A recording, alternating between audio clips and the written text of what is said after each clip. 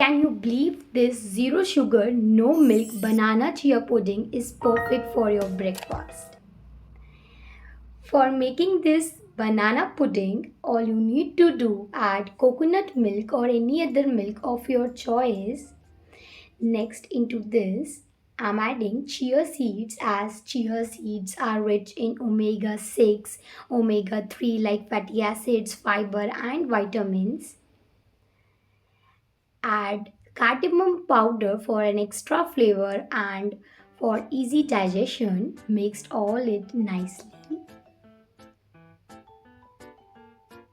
Once they are mixed, cover and soak it overnight or at least for 3 hours.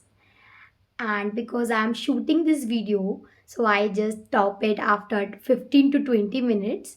But you top the toppings at next day. Add dates for adding sweetness.